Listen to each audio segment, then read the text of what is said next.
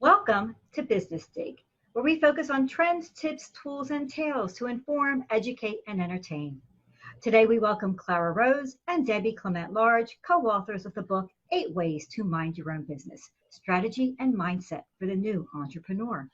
I'm Lisa Kanda, marketing strategist and founder of LK Advisors, and I'm joined by my co-host, Dr. Deborah Fry, leadership specialist with Fryworks and Associates.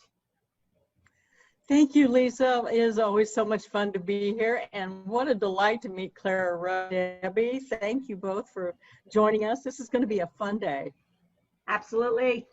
And as I mentioned in our intro, both Clara and Debbie bring their insights to the dig today because if you've been listening to our broadcast so far, Deb and I were digging to explore the kinds of tools that can help people during this challenging time. And today we're going to focus on helping entrepreneurs, as many have started new businesses in the past 6 months.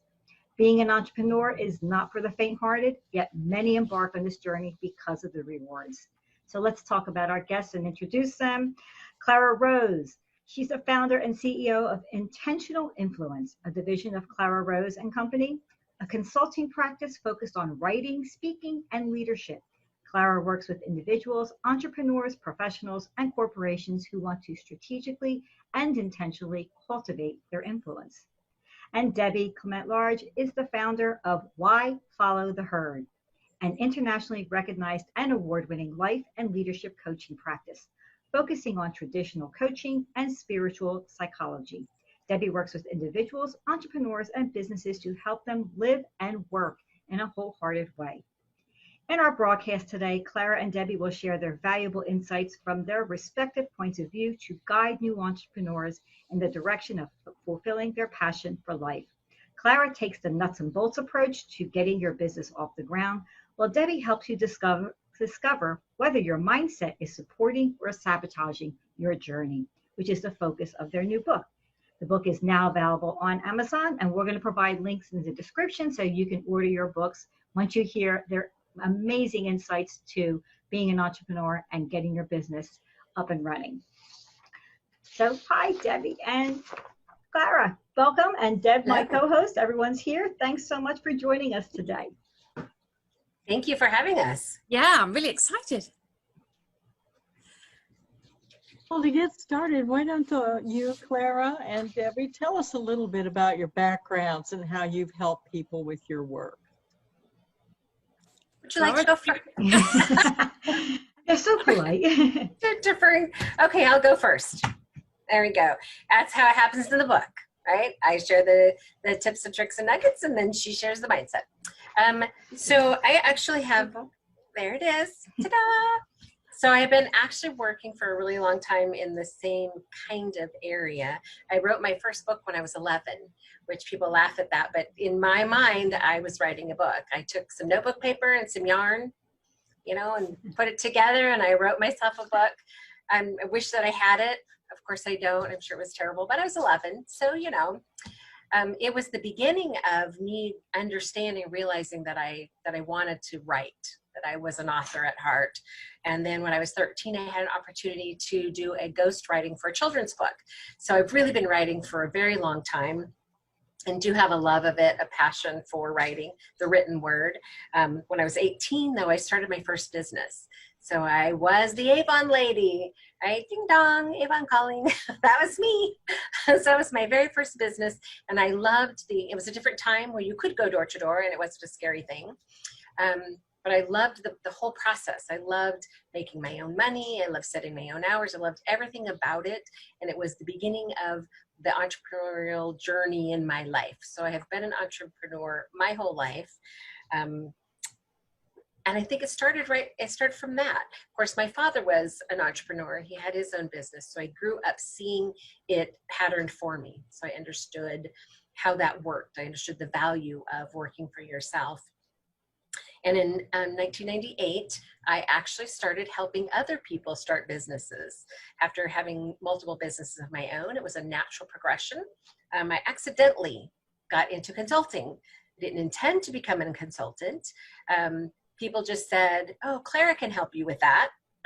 So they had called Clara, and Clara would help them with that. So I accidentally became a consultant, and I did it for business development for a lot of years, really love it. But out of it came some very specific needs for, or at least my attention drawn to specific needs for entrepreneurs.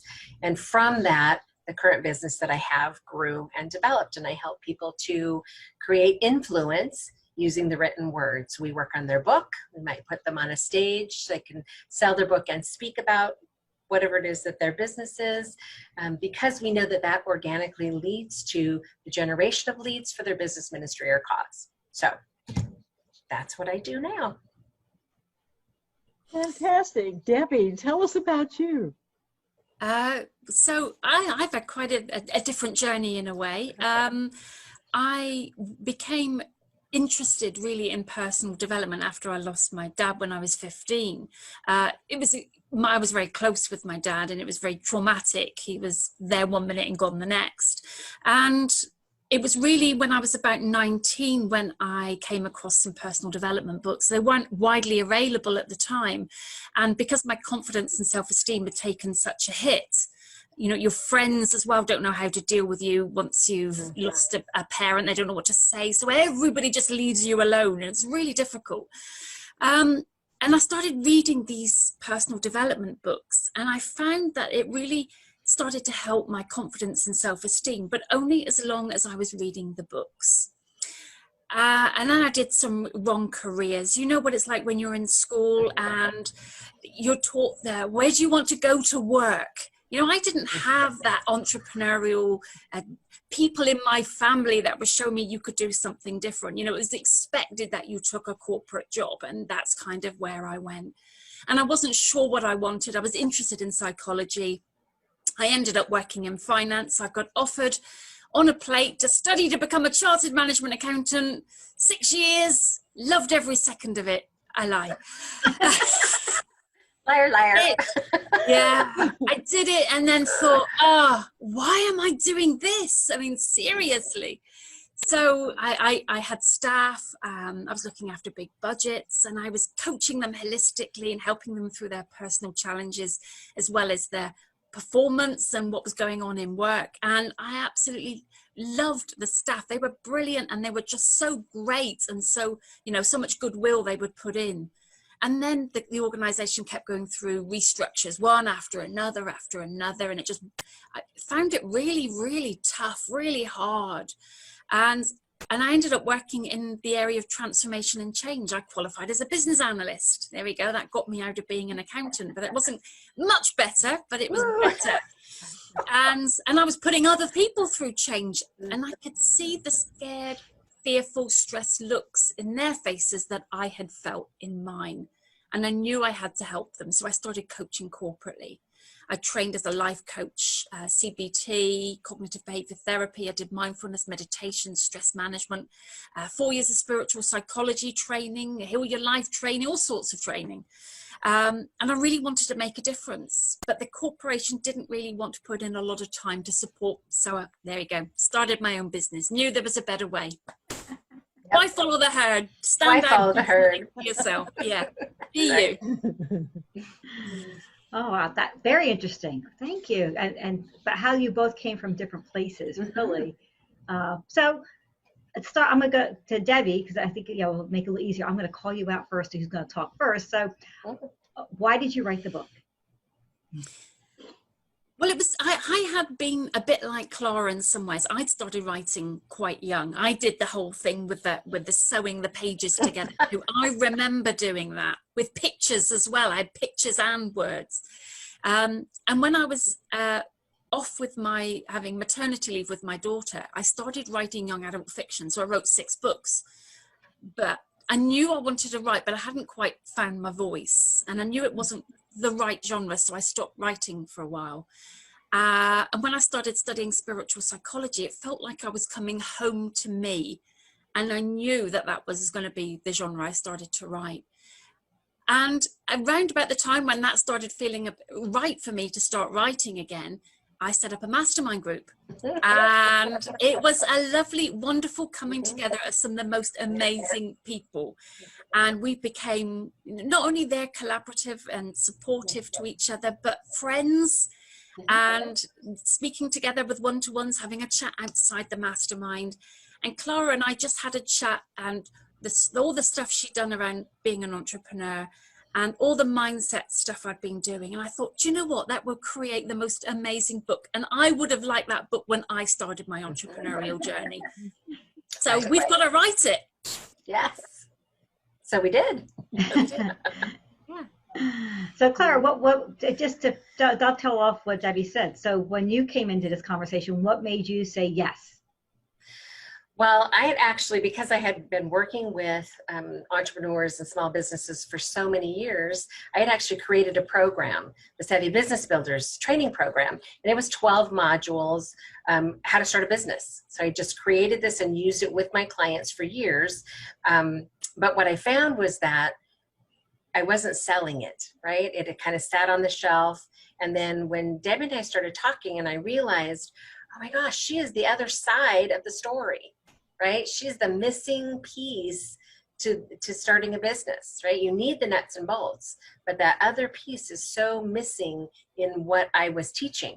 Not that I didn't help people start businesses, but there was a void. And as we started talking about what could be, it was a natural, hey, let's use what I've already created. It works, right? It helps people start businesses, but there's this missing piece that you can offer. And so it was, we came up with 8. So it's not the full 12. We condensed it into the 8 ways to mind your own business. So we wrote it. There it is. It was an awesome experience to collaborate with somebody. Yeah. We are so different from each other, but we've become fast friends and wrote a beautiful book together. I'm super proud of. I can That imagine. sounds familiar, Lisa. Yeah. Right. It does, but co-authoring a book, that's a huge challenge for sure. Yeah, it's not to do it yourself, but to co-author. It was so easy, Wow. easy. She was so easy to work with. It was just a pleasure. It's really fun. And I think the Fun to hear accountability of each other as well. We bounced it off. It was so fun to hear your stories. Debbie, you sound like you and I had quite parallel experiences in our lives. I was a finance person, accounting person for some, multi-million-dollar budgets, and it was like needle in the eye. Please don't make me do this anymore. And like you, I found my calling in working with people and helping them get past their challenges. And Clara, born to write. That's fascinating. That's fascinating. So tell us a little bit about why you believe an entrepreneur needs both strategy and the mindset guidance to be successful. Well, I think it's not enough to have the nuts and bolts, for sure. I mean, you need those nuts and bolts, but it's not enough to just have those pieces, because we self-sabotage all the time, right? I've self-sabotaged over my life, but we often don't even realize that we're doing it. So I think having both sides, it's like the perfect combination, right? You need the nuts and bolts, but what goes on in your head is every bit as important. Absolutely. Anything to add, Debbie? I would say absolutely what Clara said. And I know that I work with some business coaches, and I found that one might give their clients some work to do, and then they come back another month or a couple of months time and found that the client maybe has done 10 or 20% of the work, but they haven't done it all. And then they go through the whole process of explaining how wonderful this work is and what a difference it'll be, and then they come back in another month or so and they're still not done. So the whole thing is that we get in the way. If we've got resistance to doing something, it means we've got a belief in the way. And business coaches don't really tend to look at that sort of thing. They don't understand that point of thing. So really, when we can understand where our points of reference are, where our experiences are holding us back and getting in the way, and when we understand that, become consciously aware, we have a choice to change. And when we can change it, we can really make a huge difference to what we want to do and how happy and the success and whatever it is we want to create. And what I love about this is that you've as you said in the book, each chapter has both your voices in it. So I think what Yes. makes this so different from what I've done in I've read lots of different books on entrepreneurship, running your business, and I've also done a lot of the self-development pieces, that you speak to, Debbie, but I've never seen one do it together like this, where, okay, let's attack, this part of it for your business, and here's what's going to get in the way. So let's just look at that right now.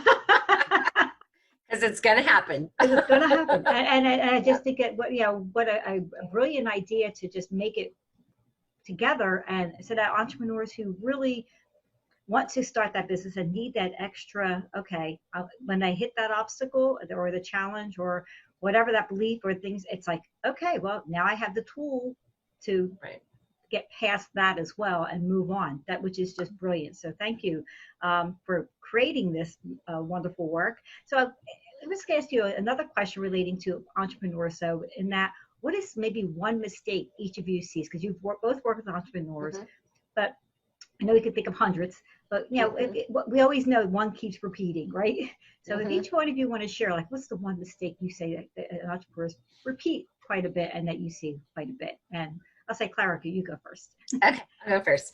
I think the number one mistake that I have seen in all of the years that I've been doing business development consulting, or now they call it coaching, but they didn't used to, is that they don't start with the end in mind. So people think, oh, I think I'll be a, whatever, because they make lots of money, or their perception in their head is of one thing, but the reality is very different.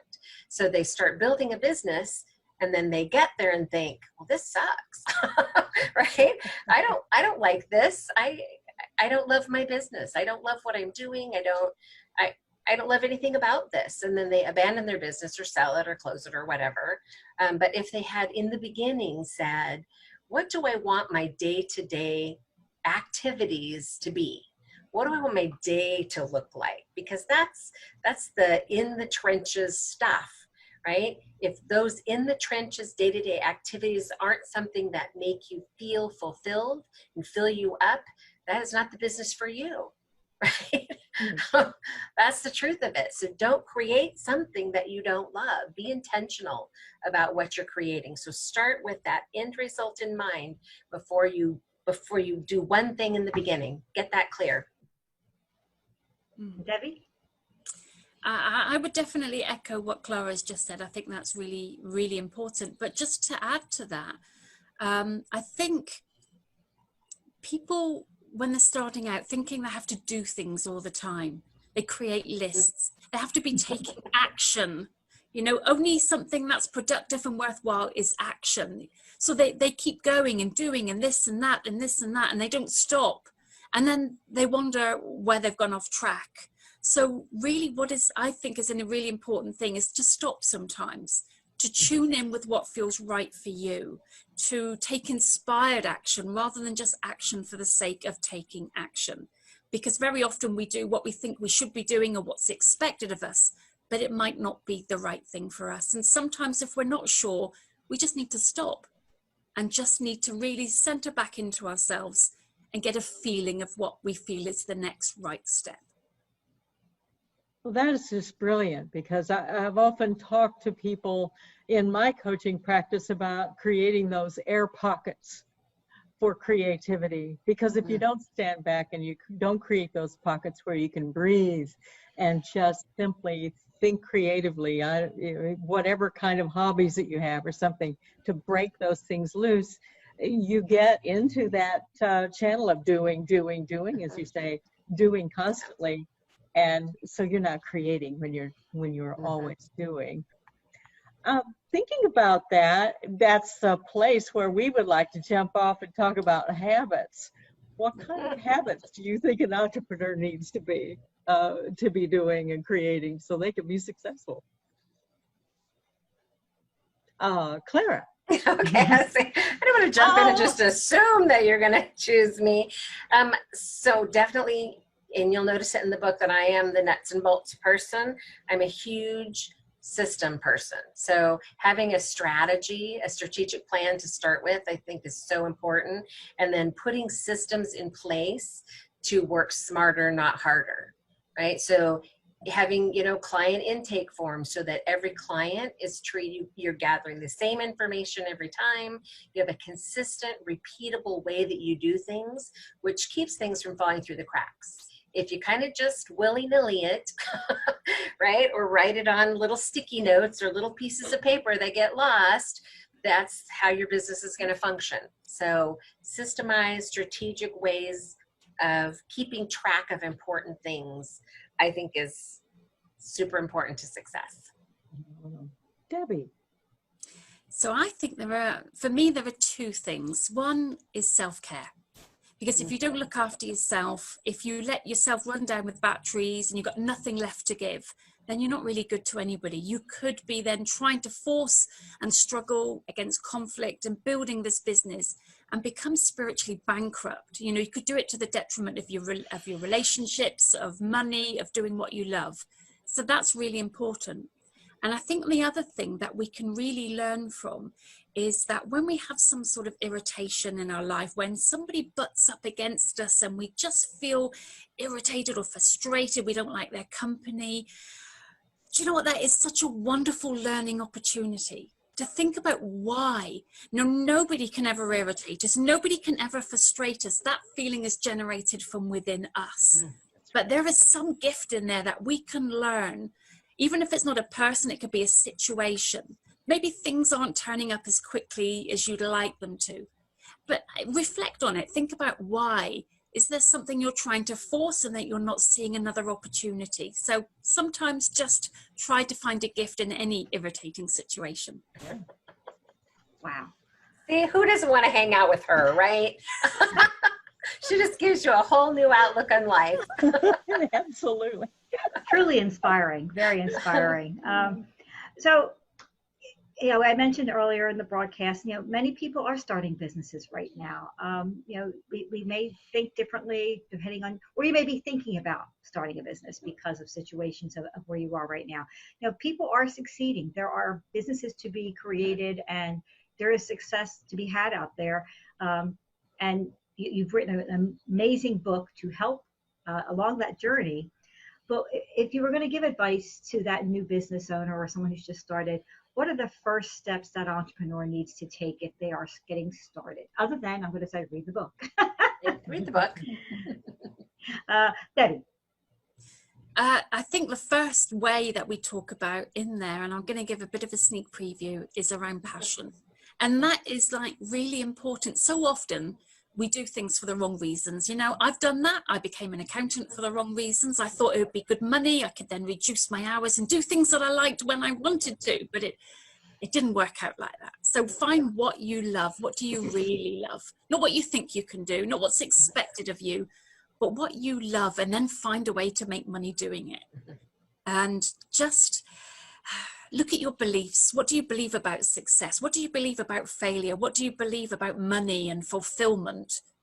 And just build all that in and to become really consciously aware of whether things that your expectations or beliefs or are holding you back from doing something that you might really, really love to do. Because if you love to do it, it's your gift to the world, and the world needs you to do it. I agree. So, I guess just to add on to that, finding what leaves you feeling fulfilled, I think that's paramount, of course. But too many people skip the next step, which is your due diligence. Have a look around and see who else is doing it. If there's nobody else doing it, that's cautionary, my friend. Maybe others have tried and it didn't work out, right? But if there are other people out there in the marketplace doing it, good, right? That means there's a market for it. Do your due diligence and find out how they're doing it. What makes them unique? How would you be different or unique from them so that you can position yourself in a way that makes sense and position yourself to attract the right clients to you? So due diligence, super important piece right in the beginning to know. Oh, that's wonderful, ladies. Yeah, as you're listening or watching this to anyone who's our viewers, the way the play off of each other, like exactly the nuts and bolts and the intuitive and the self-care. I mean, it's fabulous, and it's been a joy to get both sides each time. So those of you who haven't gotten the book, get the book. It's good stuff. Well, as Lisa mentioned at the beginning of our program, I'm a leadership specialist, and I tout every single day that you cannot lead anyone else until you can lead yourself. And certainly both of you are validating that. It's that leading mindset of examining yourself, knowing what your values are, what you believe in, and what really makes me happy.